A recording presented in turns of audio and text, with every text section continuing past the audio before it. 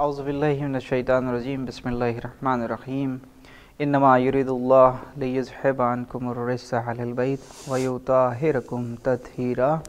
اللہم صلی علی محمد وآل محمد۔ معزز ناظرین السلام علیکم ورحمۃ اللہ وبرکاتہ۔ میں آپ کا میزبان زین رضوی حاضر ہوں حسینی چینل کے حوالے سے تمام مومنین بالخصوص اپنے وقت کے امام سرکار حجت یوسف زہرا امام مہدی آخر الزمان علیہ السلام کی بارگاہ اقدس میں آپ کی جدہ ماجدہ حضرت فاطمہ زہرا سلام اللہ علیہا کی شہادت کے حوالے سے تعزیت پیش کرتا ہوں اور تمام مومنین کی خدمت میں آپ کی شہادت کے حوالے سے تعزیت پیش کرتا ہوں۔ جیسا کہ آپ دیکھ رہے ہیں پروگرام ہمارا معاشرہ، جس میں ہم مسلسل آپ کے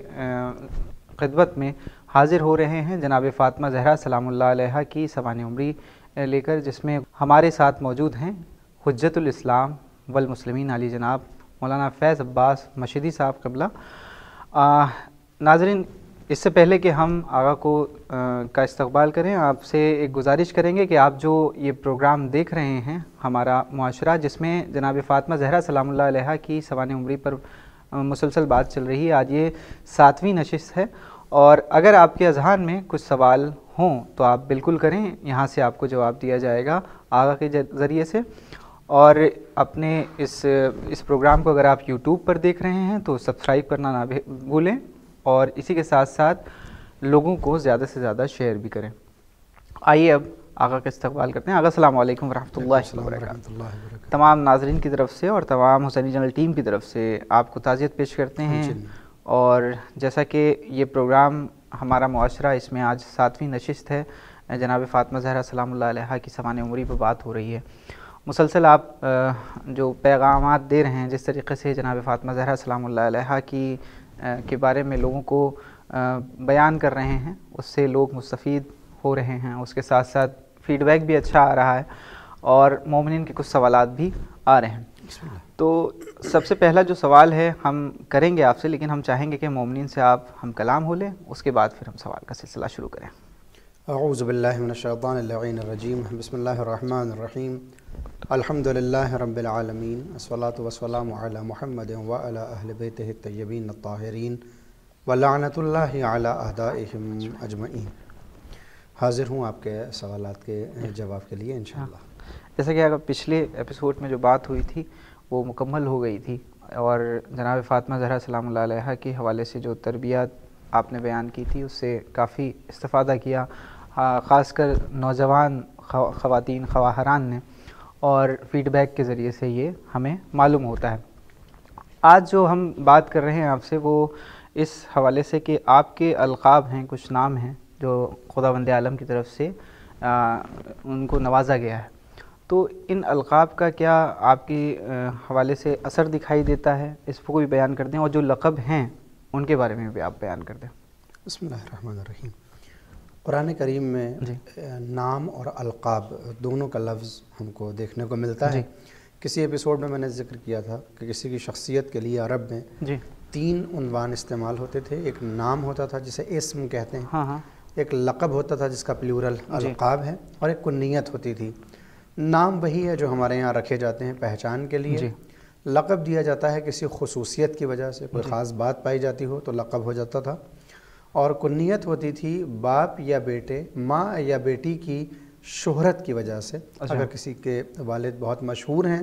تو پھر اس کو کہا جاتا تھا کہ یہ فلاں کے بیٹے ہیں، یہ کنیت تھی۔ کسی کا بیٹا مشہور ہو جائے تو باپ کو کہا جاتا تھا کہ یہ فلاں کے باپ ہیں۔ مثال کے طور پر امام حسن چونکہ خود ایک شناختہ شخصیت ہیں، پیغمبر اسلام کے نواسے ہیں، پورا اسلامی عالم ان کو پہچانتا اور جانتا ہے، ان کی وجہ سے آپ کو والد گرامی یعنی مولا کائنات کو جو کنیت دی گئی وہ ابو الحسن یعنی حسن کے والد گرامی۔ اسی طرح سے اگر آپ دیکھیں پلٹ کر حضرت زہرا کی جو شخصیت ہے وہ پوری سماج میں اور اسلامی معاشرے کے اندر چونکہ سب پہچانتے ہیں، بی بی پیغمبر اسلام کی اکلوتی بیٹی ہیں، تنہا بیٹی ہیں، پیغمبر اسلام کی میراث کو آگے بڑھانے والی ہیں، چونکہ آپ کی شہرت اس عنوان سے زیادہ ہے، لہٰذا آپ کے بچوں کو ابن زہرا کہا جاتا ہے۔ ہم بھی کہتے ہیں یہ ابن زہرا، حتیٰ یہ عنوان امام آخر تک چلتا ہے کہ صرف امام حسن یا امام حسین کو یہ ابن زہرا نہیں، یعنی کہ 11 اماموں کی ماں، 11 اماموں کی ماں، یقیناً یہ ابن زہرا یعنی زہرا کے بیٹے۔ اس کو کنیت کہتے ہیں۔ بہرحال آپ کا جو سوال ہے قرآن کریم میں نام کے حوالے سے سورہ اعراف کے غالباً آیت نمبر 180 میں خداوند عالم اپنے لیے کہتا ہے وَلِلَّهِ الْأَسْمَاءُ الْحُسْنَى فَادْعُوهُ بِهَا وَذَرُوا الَّذِينَ يُلْحِدُونَ فِي أَسْمَائِهِ سَيُجْزَوْنَ مَا كَانُوا يَعْمَلُونَ۔ اللہ کے لیے اسماء حسنہ ہیں، اللہ کے لیے بہترین نام ہے، انہی ناموں کے ذریعے سے خدا کو پکارو، انہی ناموں کے ذریعے خدا کو بلاؤ۔ وَذَرُوا الَّذِينَ يُلْحِدُونَ فِي أَسْمَائِهِ، اور ان کے راستے کو چھوڑ دو جو اس کے اسما میں الحاد کرتے ہیں، کفر کرتے ہیں، شرک کرتے ہیں۔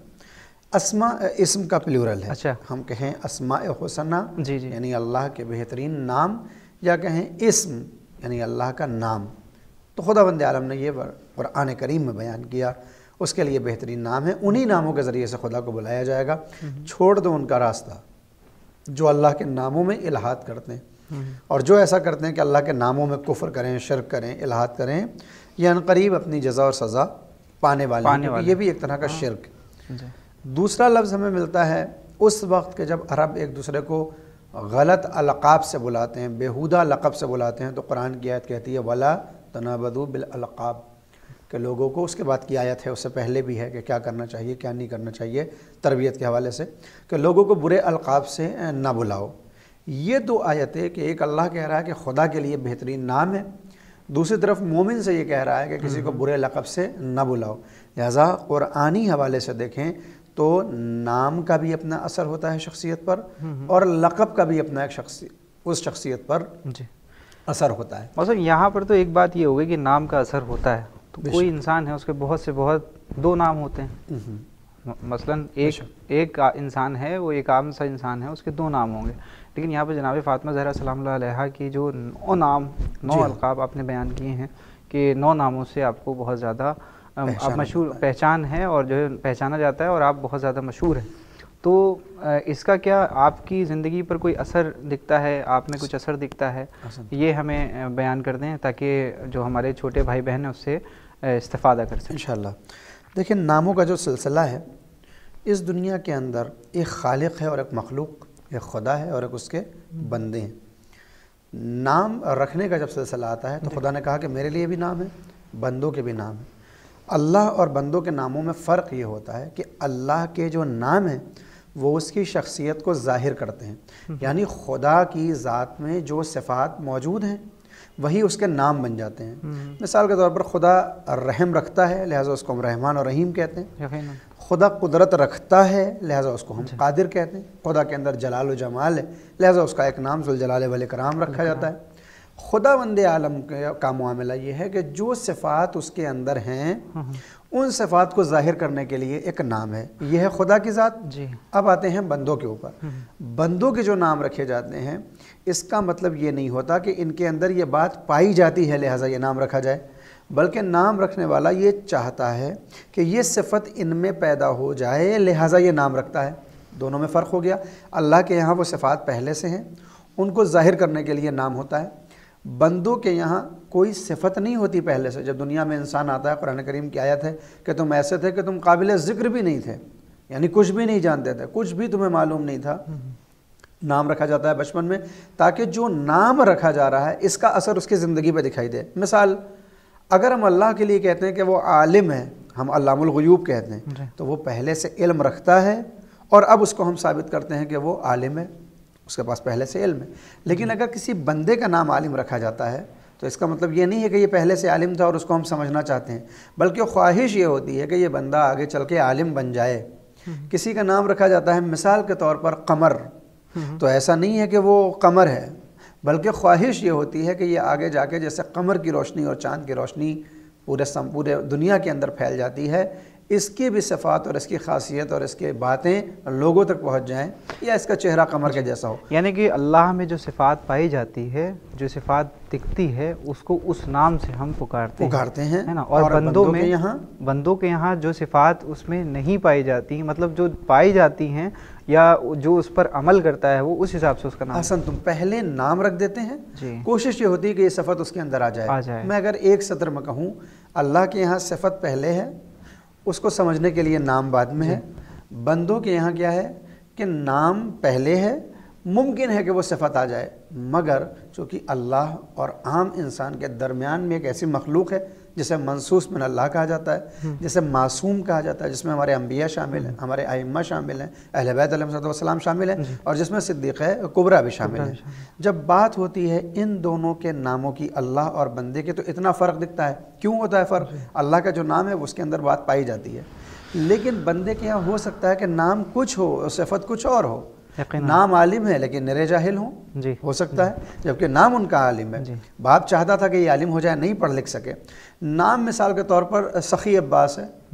لیکن عادت ان کے اندر یہ ہے کہ بخل پایا جاتا ہے۔ گھر والے یہ چاہتے تھے کہ سخی بنے، نہیں بن سکے، یہ ان کا نام ہے۔ تو خدا کا بالکل برعکس، خدا کے یہاں جو بات ہے وہی ظاہر کی جائے گی، بندے کے یہاں ممکن ہے وہ صفت آ جائے، ممکن ہے وہ صفت، یعنی کہ وہ عمل اگر کرے گا تو اس حد تک وہ کہلاتا ہے پھر اسم با مسمہ ہو گیا۔ اگر کوئی اپنے نام پر عمل کرنے لگے گا تو ہم کہتے ہیں اسم با مسمہ ہے، یعنی جو نام ہے وہ صفت بھی ان کے اندر پائی جاتی ہے۔ اب میں بات یہ کر رہا تھا ان دو مخلوقات میں جو انبیاء الہی ہوتے ہیں، جو ائمہ ہوتے ہیں، یہ خالق اور مخلوق کے درمیان جو معصومین ہوتے ہیں، جو اللہ کی طرف سے منصوص ہوتے ہیں، ان کا معاملہ اللہ کی طرح نہیں ہے، اس لیے کہ لیس کمثلہ شیء، اللہ کے جیسا کوئی نہیں ہو سکتا، کہ ان کے اندر پہلے سے یہ صفات پائی جاتی تھیں اور اس کو ظاہر کرنے کے لیے یہ نام بعد میں رکھا گیا، جیسے خدا کے لیے ہوتا ہے کہ وہ پہلے سے کریم تھا، جب بندے آئے تو انہوں نے کریم پکارا، وہ پہلے سے رحیم تھا، بندے جب پیدا ہوئے تب اس نے ان کو رحیم جانا۔ بندے کے یہاں میں نے بار بار دہرا رہا ہوں کہ ضروری نہیں ہے کہ وہ صفت پیدا ہو، مگر یہ جو بیچ میں نمونے عمل بن کے آتے ہیں،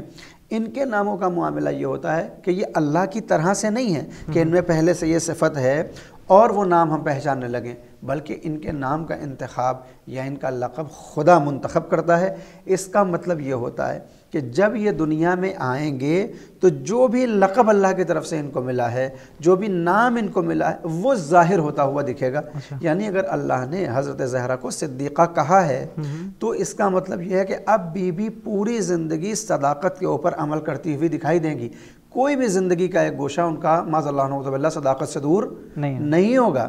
اگر بی کا نام طاہرہ ہے، اللہ کی طرف سے لقب ہے، تو اس کا مطلب یہ نہیں ہے کہ عام انسانوں کی طرح سے کسی بیٹی کا نام طاہرہ رکھ دیا جائے مگر وہ طاہر نہ ہو، وہ نجاست میں ڈوبی ہوئی ہو، کسی کا نام طاہر رکھ دیا جائے مگر وہ کبھی طہارت کی طرف توجہ نہ دیتا ہو۔ مگر بی زہرا یا ائمہ اہل بیت علیہ السلام کے جو نام رکھے جاتے ہیں، یہ اللہ کی طرف سے انتظام ہوتا ہے کہ جو نام دیا جا رہا ہے وہ قیامت تک اس کے اثرات اس کے اندر دکھائی دیں گے۔ یعنی اللہ ان کو طاہرہ بنا دے گا، اللہ ان کو صدیقہ قرار دے گا، اللہ ان کو بطول بنائے گا، اللہ ان کو عذرا، مرضیہ، راضیہ اور جو دوسرے القاب ہیں زہرا اور فاطمہ، وہ ساری چیزیں سماج میں دکھنے کو مل جائیں گی۔ لہذا بی بی صدیقہ طاہرہ سلام اللہ علیہا کے جو القاب ہیں، جو نام ہیں، کئی نام ہیں آپ کی، بہت مشہور ہیں، الگ الگ کتابوں میں آپ کو متعدد نام اور لقب ملتے ہیں، مگر وہ جو 9 نام مشہور ہیں وہ بی بی زہرا کی شخصیت کو ظاہر کرتے ہیں کہ بی بی نے ایسا کردار پیش کیا ہے کہ ان کے اوپر یہ القاب صادق آتے ہیں۔ جیسا کہ آگے آپ نے بھی بیان کیا کہ جناب فاطمہ زہرا سلام اللہ علیہا کی جو نام ہیں وہ اس طریقے سے اگر کسی معصوم کے نام، معصومین علیہ السلام یا خدا کے ان منصوص من اللہ بندوں کے جو نام ہوں گے وہ عام انسانوں سے کہیں زیادہ الگ ہوں گے، اور اللہ کی وہ ذات ہے کہ جو اس میں صفت پائی جاتی ہے بعد میں نام ہوتا ہے، وہ بعد میں نام ہوتا ہے یقیناً، لیکن اللہ میں جو صفت پائی جاتی ہے وہ نام اس کا اسی نام سے ہم اس کو پکارتے ہیں، لیکن بندے میں جو صفت نہیں ہوتی ہے اس کے جو برعکس بات کری جا رہی ہے کہ جو بندوں میں صفت نہیں پائی جاتی، ہو سکتا ہے کہ وہ صفتیں اس میں نہیں پائی جاتی لیکن نام اس کا پہلے سے رکھ دیا گیا ہے یا اس کے والدین نے یا کسی نے بھی رکھ دیا ہے۔ تو یہاں پر سوال میرا یہ ہے، اگر جو 9 لقب ہیں، جو 9 القاب ہیں، جو 9 نام ہیں شہزادی کونین کے، ان کو ایک ایک کر کے آپ بیان کر دیں۔ وقت اس وقت ہمارے پاس نہیں ہے، ہم اس کو اپنے اگلے ایپیسوڈ میں یہیں سے شروع کریں گے، اور آخر میں ہم یہ چاہیں گے کہ اس حوالے سے، آج کے اس سوال کے حوالے سے کیا پیغام آپ نوجوان اور خواہران کو دینا چاہیں گے؟ پیغام، اور میں یہ سمجھتا ہوں کہ ایک برادرانہ مشورہ جو ہوگا وہ یہی ہوگا، اور میں اکثر کہتا رہتا ہوں کہ ہم اپنے آپ کو موتی حضرت زہرا قرار دیتے ہیں، ہم اپنے آپ کو شیعیان علی سے منسوب کرتے ہیں، ہم عزاداران امام حسین کہلاتے ہیں،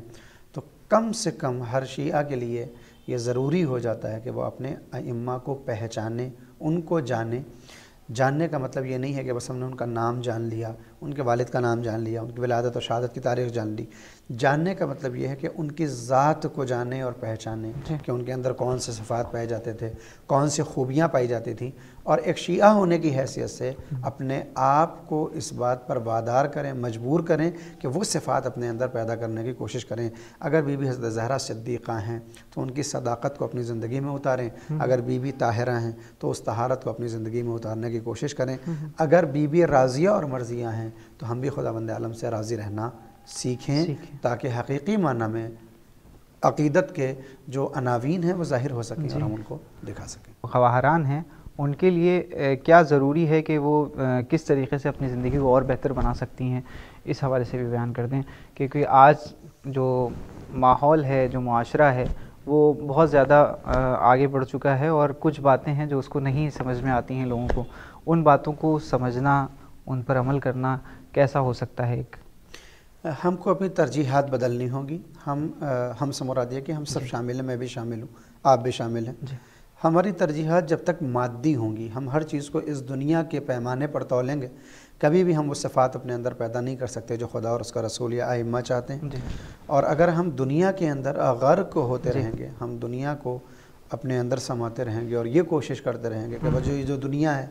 دنیا کی خوبیاں ہیں، دنیا کا آرام ہے، دنیا کا چین ہے، دنیا کا سکون، بس ہماری پوری محنت اس بات پر اگر ہوگی کہ دنیا بہتر ہو جائے، تو پھر آپ یقین جانیں کہ یہ دنیا اتنی کثیف ہے، ہم جتنا بھی بہتر بنانے کی کوشش کریں گے، ابلیس اور شیطان کی جو فوج اور افواج ہمارے اوپر مسلط ہیں وہ ہم کو ہماری آخرت سے دور کرتی رہیں گی۔ لہٰذا اگر ہماری ترجیح آخرت ہوگی، اگر ہماری ترجیح قبر ہوگی، اگر ہماری ترجیح اللہ کا حکم اور فرمان ہوگا، تو پھر دنیا کی صعوبتیں اور مشکلیں اور مشکلات ہمیں بہرحال مدھم نظر آئیں گی جب ہم اس دنیا کو دیکھیں گے۔ لہذا جو آپ نے فرمایا ہے کہ کیا کرنا چاہیے، ایک بہت مشہور جملہ ہے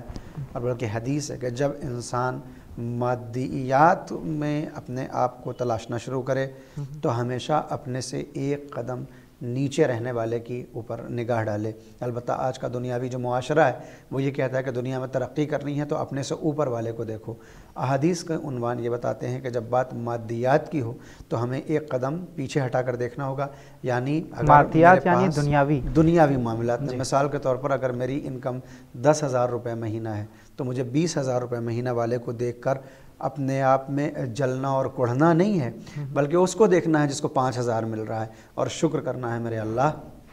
وہ اتنے پہ گزارا کر رہا ہے، تیرا شکر ہے میرے پاس اتنا ہے۔ مادیات میں جب ایک قدم پیچھے دیکھیں گے تو آپ کو لگے گا کہ ہو سکتا ہے 60 ارب کی دنیا میں 1 ارب لوگ آپ سے بہتر ہوں، مگر فوراً آپ جب ایک قدم پیچھے مڑ کے دیکھیں گے تو آپ کو لگے گا کہ 5,000 آپ سے کم، 5 ارب آپ سے کمتر ہیں، اور آپ کے اندر ایک سکون پیدا ہو جائے گا۔ مادیات میں ایک قدم پیچھے اٹھا کر دیکھنا ہوگا، معنویات میں برعکس کرنا ہوگا، ہمیں ایک قدم اوپر اٹھانا ہوگا۔ یعنی اگر ہم نماز پنجگانہ کو پڑھتے ہیں اور انجام دیتے ہیں تو ہمیں خوش نہیں ہو جانا ہے کہ صاحب ہماری نماز قضا نہیں ہوتی، بلکہ اپنے سے بہتر والے کو دیکھیں گے کہ جس کی نماز شب بھی قضا نہیں ہوتی۔ اگر ہماری نماز شب قضا نہیں ہوتی تو ہم اس بات پر بھول نہیں جائیں گے کہ ہم تو اللہ کے بہت قریب ہیں، ہم تو نماز شب بھی نہیں چھوڑتے، بلکہ ایک قدم جو ہم سے اوپر ہے، عالم ہے، عارف ہے، اس کی طرف نگاہ ڈالنی ہوگی کہ وہ کس طرح سے اللہ کی عبادت اور اطاعت کر رہا ہے۔ ایک سطر میں اگر کہوں، مادیات میں ہمیشہ ایک قدم پیچھے اور معنویات میں ایک قدم آگے بڑھ کر دیکھیں گے تو دنیا بھی کامیاب و کامران نظر آئے گی اور آخرت میں بھی ہم انشاءاللہ سعید قرار پائیں گے۔ یقیناً،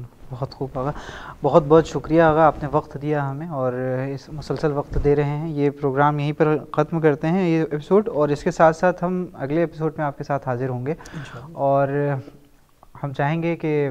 جیسا کہ اس پروگرام کی شروعات میں ہم نے کہا تھا ناظرین سے کہ اگر آپ اس چینل کو یوٹیوب پر دیکھ رہے ہیں تو سبسکرائب کر دیں، اور اسی کے ساتھ ساتھ لوگوں کو زیادہ سے زیادہ شیئر کریں تاکہ جو ہماری خواہران اور بچے اور نوجوان ہیں یہ اس پروگرام سے استفادہ کریں اور اپنی زندگی کو راہ راست پر لائیں۔ بہت بہت شکریہ آغا۔ یہ تھے حجت الاسلام والمسلمین علی جناب مولانا فیض عباس مشہدی صاحب قبلہ، جو کہ ہم سے بات کر رہے ہیں پروگرام ہمارا معاشرہ، جس میں جناب فاطمہ زہرا سلام اللہ علیہا کی سوانح عمری پر بات ہو رہی ہے۔ یقیناً آج ہر انسان کو اس بات کو سمجھنا چاہیے جو آقا نے آخری میں ایک پیغام کے تحت گزارش کی ہے، جس میں آقا نے یہ بتایا کہ ہمیں اگر دنیاوی چیزوں کو دیکھنا ہے تو ہمیں ایک قدم پیچھے جا کر دیکھنا ہوگا، اور اگر دینی معاملات کو دیکھنا ہے، اپنی مذہبی اور اپنی آخرت کے اس کو سمجھنا ہے، تو سب سے پہلے ہمیں ایک قدم آگے ہو کر ان افراد کی طرف دیکھنا ہے کہ جو عبادت میں ہم سے زیادہ افضل ہیں۔ اس پر آپ عمل کریں اور سمجھیں، اس کو لوگوں کو شیئر کریں، بتائیں، جہاں تک ہو سکے آپ اپنے جو آپ کے اذہان میں جو سوالات ہیں وہ ہم سے کریں۔ یہاں پر آغا کے ذریعے سے آپ کو سبھی سوالوں کے جواب دیے جائیں گے۔